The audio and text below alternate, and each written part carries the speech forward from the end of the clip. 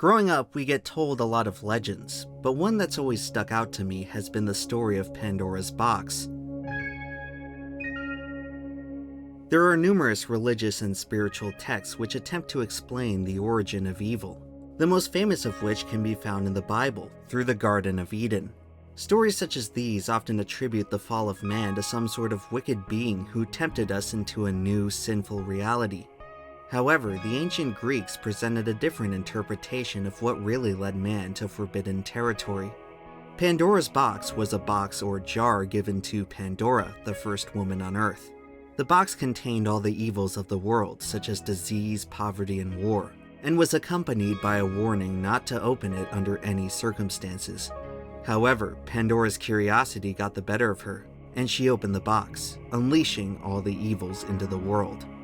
The Greek telling of the original sin is rather unique because it implies that mankind is responsible for its own downfall, a notion that has only grown more salient over time. Concerns of man-made doom now pervade our lives more than ever, and are beginning to appear where we least expect them. The preceding paragraph of voiceover was written by ChatGPT, an AI writing tool which many suspect will lead to a cascade of unforeseen consequences. It seems like we are opening a new version of Pandora's box every day, and while many may experience this as a distinctly modern dilemma, it turns out that we've been opening the box for a lot longer than we think. I suppose you could say that humanity's wayward path began when we departed from the animal kingdom. While we once existed alongside animals as products of nature, we have since assumed the role of quasi-caretakers, although for centuries, it's hard to say that any care was being taken. In fact, the natural world had not yet seen a force as ruthlessly destructive as man. When we put our minds to it, we have the unprecedented ability to single-handedly make other creatures disappear. Since the advent of human civilization after the end of the last ice age, animals have been going extinct at a rate not seen since the last of the dinosaurs. While many may attribute this process to our efficient hunting practices, the main culprit lies in the development of agriculture and the widespread destruction of natural habitats for land clearing. These damaging practices have resulted in effects which sound almost unfathomable. At the turn of the 19th century, billions of passenger pigeons blanketed the skies of North America. Just 114 years later, they had ceased to exist entirely. The long-term consequences of modern extinction events can be difficult to define on a global scale. It is primarily through localized ecosystems which we can truly understand the importance of individual species, a lesson that was taught to us after the removal of the Yellowstone wolves. One of the most disastrous ecological follies we ever oversaw came about, ironically, from one of our first attempts at conservation. In 1872, the US government established the first national park in Yellowstone, Wyoming. The preserve was intended to provide federal protection of the area's natural resources, but at a time when our understanding of ecology was still in its infancy, not all nature was treated equally. Yellowstone happened to be home to an abundant population of gray wolves. Due to the threat they posed to humans and livestock, early park managers were quick to label the predators as undesirable. It wasn't long before the Yellowstone wolves were in the crosshairs of a full-scale eradication campaign. About 50 years after the park's foundation, the entire wolf population had been functionally erased. Soon after, what was seen as a solution quickly devolved into an even greater problem. It turns out the wolves were instrumental at keeping the local elk population in check. With their key predators now absent, the number of elk skyrocketed, resulting in overgrazing of the park's flora. Acres of forest were no longer allowed to grow as budding saplings were prematurely eaten. The waning vegetation could no longer anchor the terrain, which began to erode away. Local beavers couldn't find enough wood to build their dams, altering the constitution of the park's rivers and streams. In their time, the Yellowstone wolves only represented several hundred organisms. It must have been easy to dismiss their presence as inconsequential. What we failed to realize is the role they played in a finely tuned equilibrium that persisted for millennia. Disrupting even a single component was enough to throw the entire ecosystem out of balance. By the 1990s, the park had fallen into such disarray that a new population of wolves had to be reintroduced in an attempt to reverse the damages.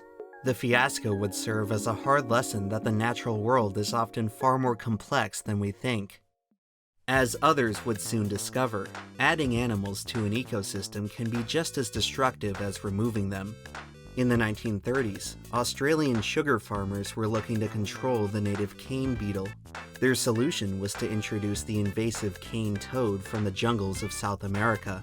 Starting with just over 100 individuals, the Australian cane toad population would eventually balloon to over 200 million. They now inhabit nearly a quarter of the continent and are actively disrupting other native wildlife on both sides of the food chain. Adult cane toads secrete deadly toxins from their skin, meaning that not even predators are safe from their hazardous influence. With no way to limit the population, the toads will likely persist as a constant nuisance into the foreseeable future. The worst part is, they never had any effect on the beetles they were brought in to stop.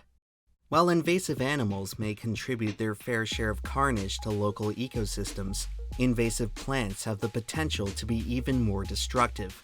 Such is the case with the notorious kudzu vine, which now blankets entire landscapes in the American Southeast. Originally introduced in the 1870s as an ornamental, the plant would expand aggressively, rapidly climbing up and over acres of native woodlands.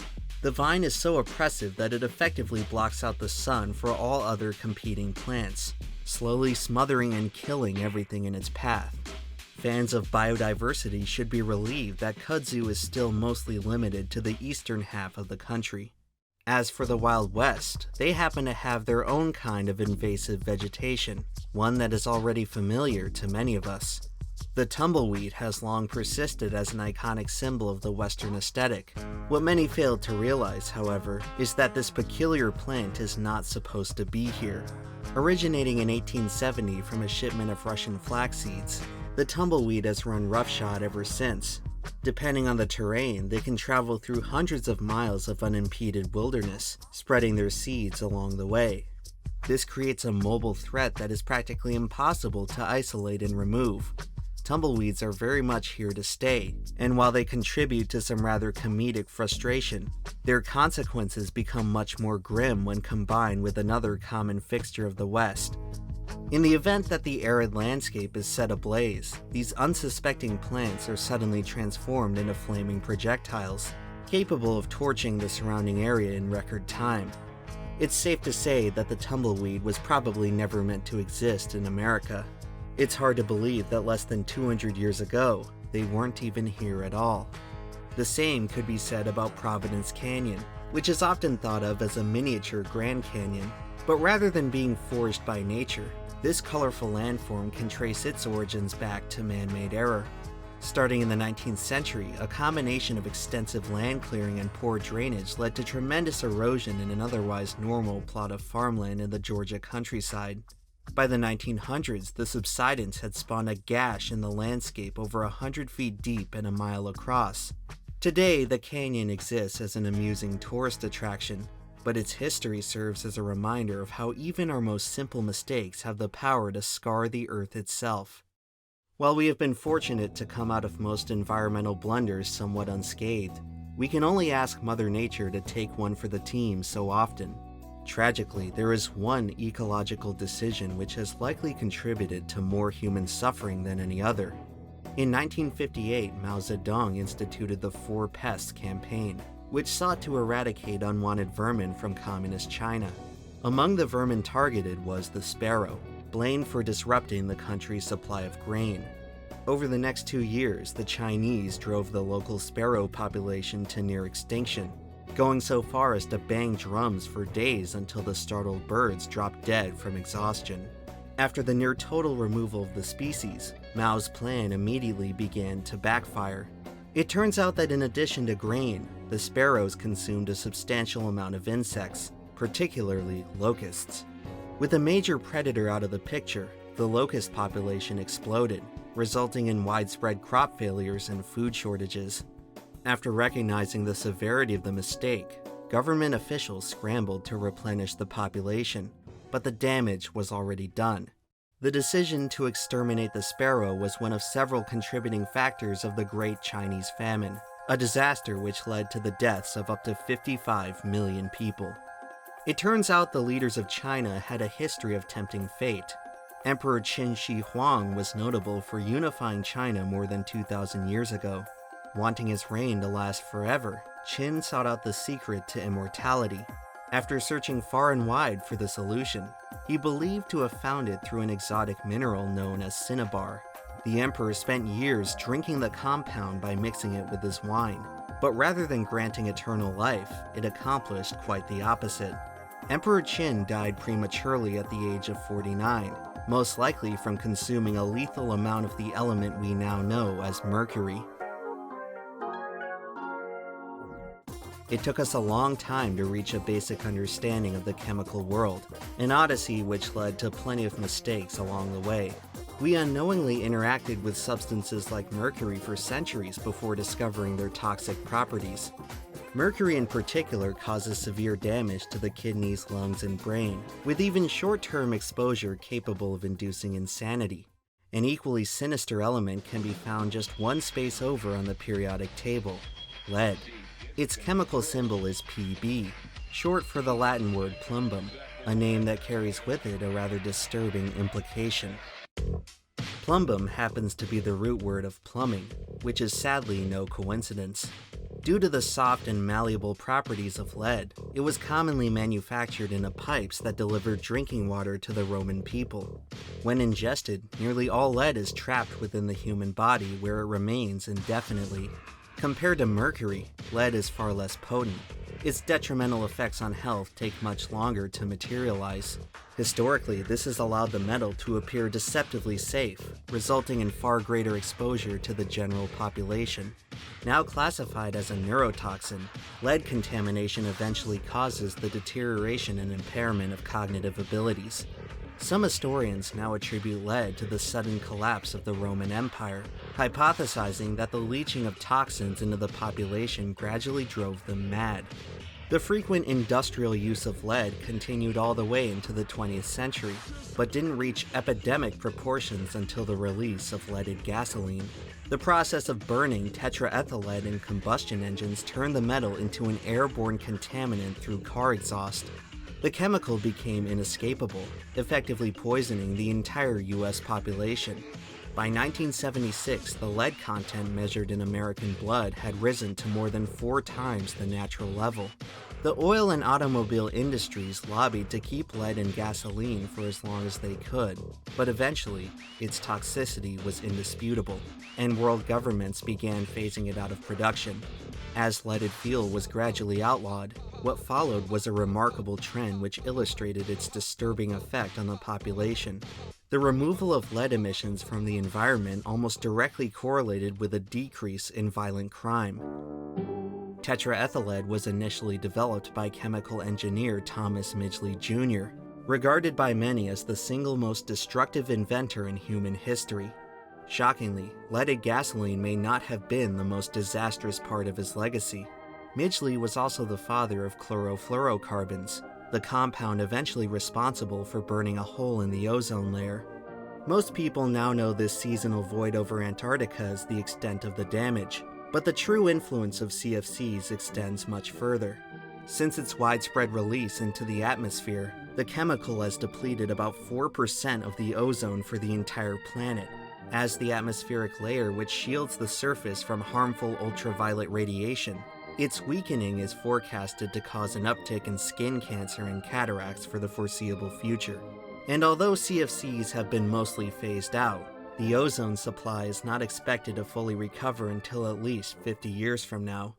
The 20th century was truly the point of no return for unleashing a plague of chemicals onto the unsuspecting world. For decades, highly cancerous PCBs would be recklessly dumped into local water supplies. A rather egregious offender of such was the Monsanto Chemical Company, which knowingly poisoned the people of Anniston, Alabama. To this day, the town still has among the highest rates of cancer and birth defects in the nation.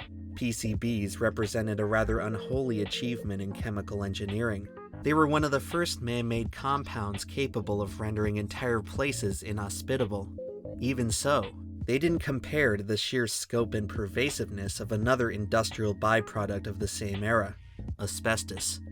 What originated as a naturally occurring mineral quickly began to be used in highly artificial ways. Its strong insulative properties made the substance an ideal candidate for construction. By the 1970s, asbestos had become ubiquitous in homes, schools, and hospitals around the world. It also infiltrated numerous consumer goods, including appliances, cigarettes, makeup, and even baby powder. Eventually, all who came into contact with the supposed wonder material would soon regret it.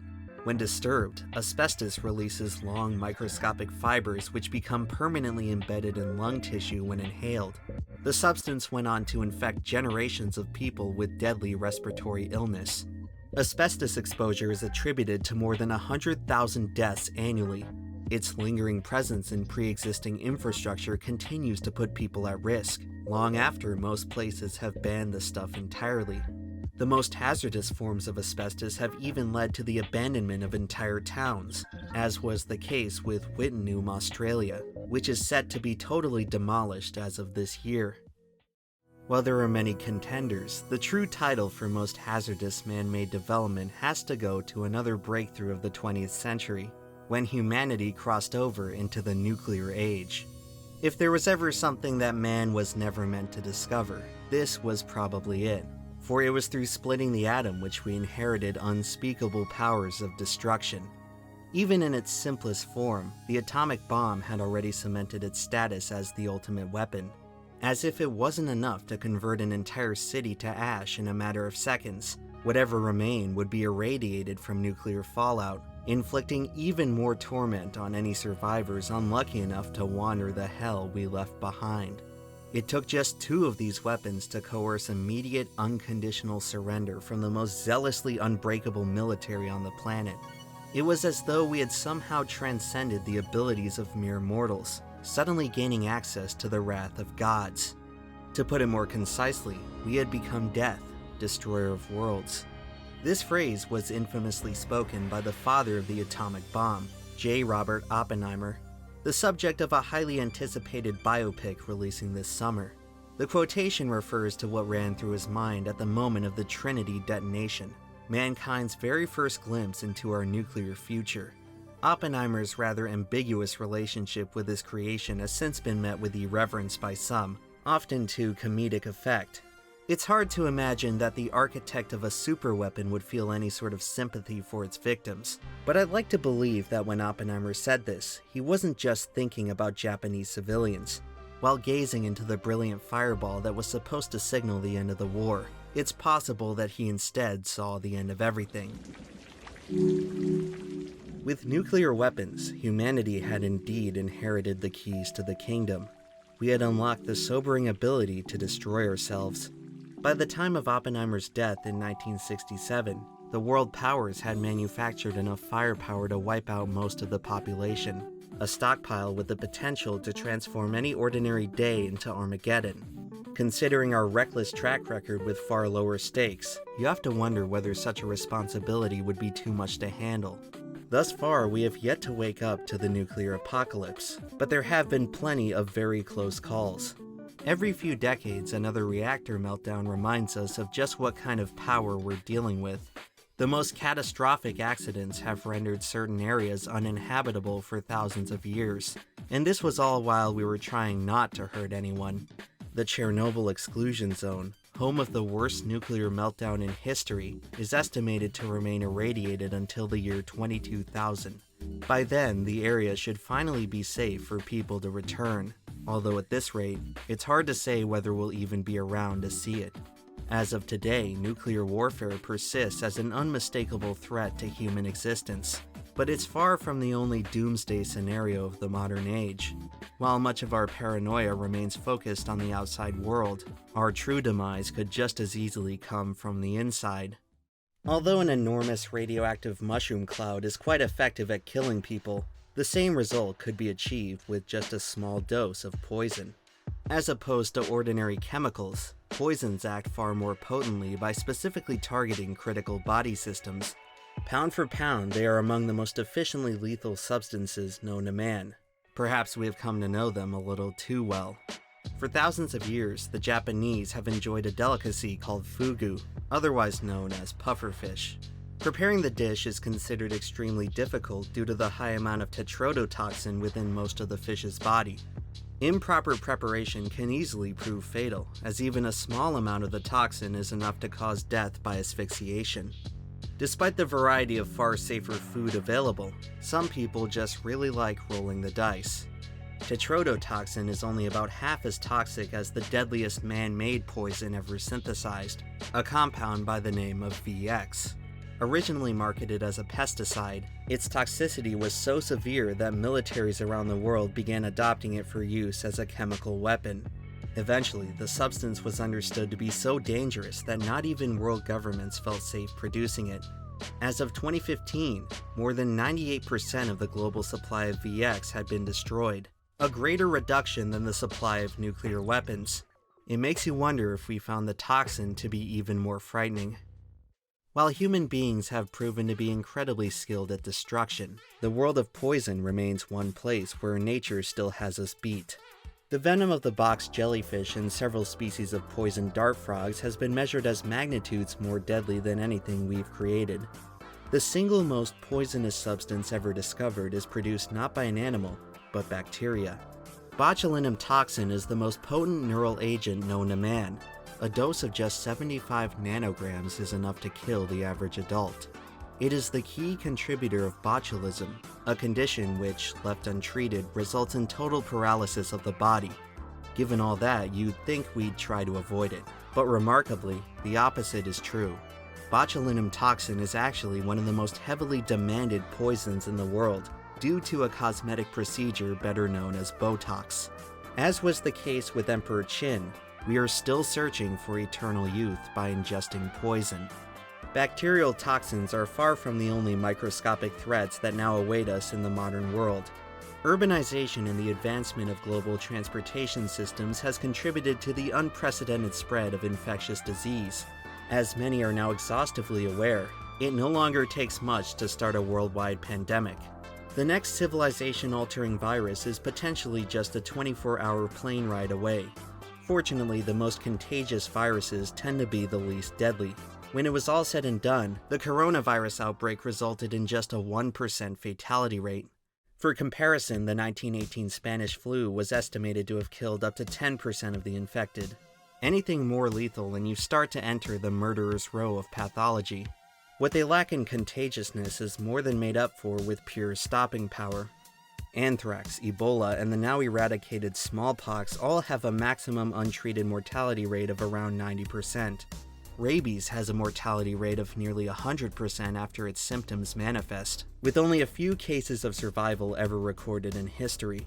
At one point in time, all of these diseases would have been a virtual death sentence, but medical science has since come a long way. Currently, every disease that we're aware of either has a known cure or at least a chance of survival. Every disease except one. In the 1950s, anthropologists discovered an unusual illness affecting the Foray people of Papua New Guinea. Known by the locals as Kuru, the disease would induce rapid physical and mental deterioration.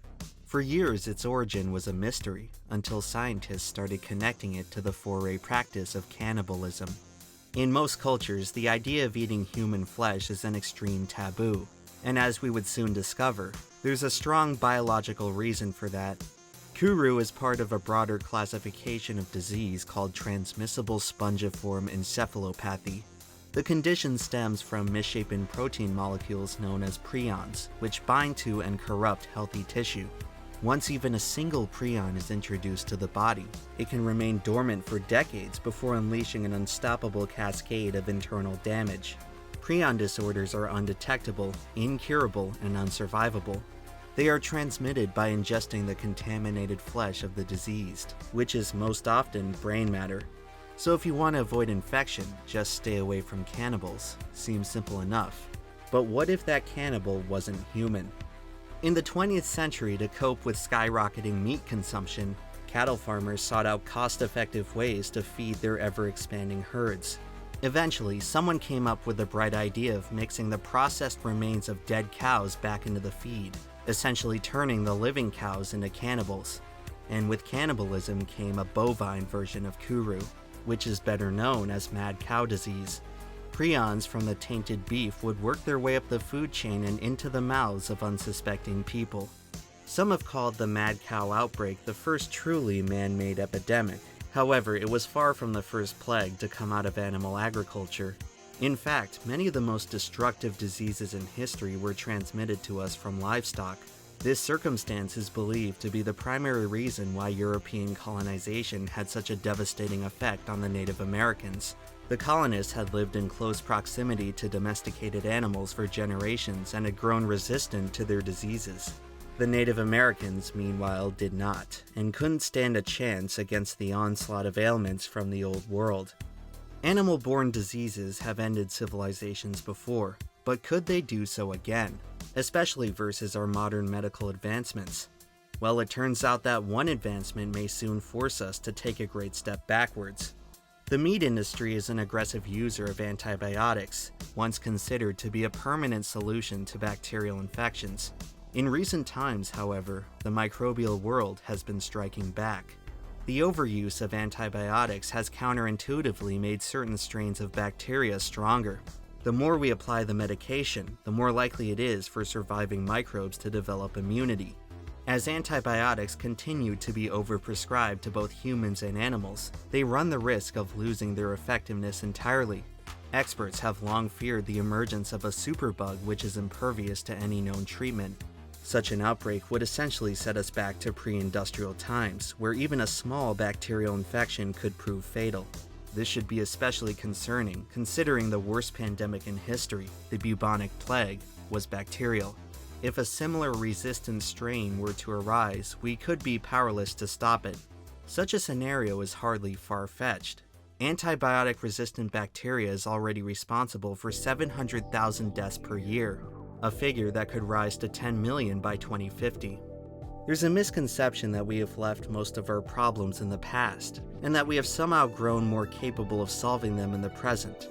It's easy to blame the mistakes of older generations on their ignorance, but it would be naive to suggest that our circumstance today is any different. The truth is that we're still not quite sure how anything we're doing today will affect the future. All of the biggest man-made problems in history only got that way because they weren't obvious when we introduced them. In 1986, an event like Cleveland Balloon Fest was seen as harmless and whimsical fun, while many look back on it today with disturbing unease. Modern concerns of microplastics in the environment have made us reconsider the last 70 years of previously innocuous activities. As of now, the jury's still out on whether plastic pollution is harmful to human health, but for our sake, we had better hope it's not. Microplastics have infiltrated every layer of the food chain, down to the air, water, and soil. One study suggests that the average person now ingests 5 grams of plastic per week, equivalent to the mass of a credit card. By 2050, the amount of plastic in the ocean is expected to outweigh the amount of fish. Ready or not, plastic debris is now a part of our world, and all we can do is cross our fingers that it has no effect on anything. They said the same thing about asbestos and lead, but surely this time will be the exception. We are still very much in the age of unforeseen consequences, and these days it feels like the price of progress keeps getting steeper. Whether it's the chemicals we keep putting into the environment or our own bodies, it's difficult to not feel at least a little anxious for the future. You have to wonder if we'll ever reach a point where we start creating problems faster than we can fix them. Maybe we're already there. An often neglected part of the legend of Pandora's box is what remained in the box after all the evils were released. The most open-ended part of the story fixates on our interpretation of the Greek word elpis, most commonly translated as hope. Scholars disagree on whether the inclusion of hope in the box should be considered a blessing or a curse. On one hand, it can be seen as the ultimate tool to protect ourselves from the rest of the evils, the lone antidote designed to counteract the wickedness that once imprisoned it. However, a far more pessimistic outlook of the situation sees hope as yet another evil, leading us astray on a path towards salvation that's never coming. It may be convenient to believe that sometime down the line, people way smarter than us will just figure it all out and solve everything. Perhaps artificial intelligence will come to the rescue, or just add to the problem. Maybe if the Earth gets too polluted, we can just evacuate to another world. Hopefully we can do so before the satellites in orbit disintegrate into a deadly debris field that traps us here, with all our mistakes, forever. In many ways, that would probably be the most fitting end to our story. There's a cosmological principle known as the Great Filter, which attempts to explain the absence of other intelligent life in the universe. The hypothesis warns of some inevitable barrier which prevents civilizations from expanding beyond a certain level of complexity. It's possible that advanced species reach a point where they become too powerful for their own good, where the enormity of their problems far surpasses the capacity of their intellect to solve them. Are we on our way to getting filtered? As unpleasant of a thought it may be, the arrow of progress only points in one direction. If there is an unspeakable catastrophe waiting for us at the end of the line, it's hard to imagine we'd stop ourselves before we get there. Perhaps that's the lesson of Pandora's box. Once it's open, there's no shutting it. The changes we make to this world are permanent and irreversible. Despite all of our progress, we are still very much at the mercy of nature, which exists to remind us that everything we have been given can just as easily be taken away. If we are headed towards the end, may we stand in awe of its totality and finality. Only then will we truly comprehend our inescapable reality as mortal creatures. When contemplating the fragility of existence, I am often reminded of a passage I read from a modern-day philosopher. They present the image of a mouse whose curiosity has led to its demise, on which they comment the following. One day, while doing nothing particularly out of the ordinary, because of natural laws he was completely powerless to understand or intuit, he was instantly killed in a horrifying way by forces vastly in excess of anything he was ever designed to experience, for no reason, to no one's particular surprise or upset. In this, we are more like him than different.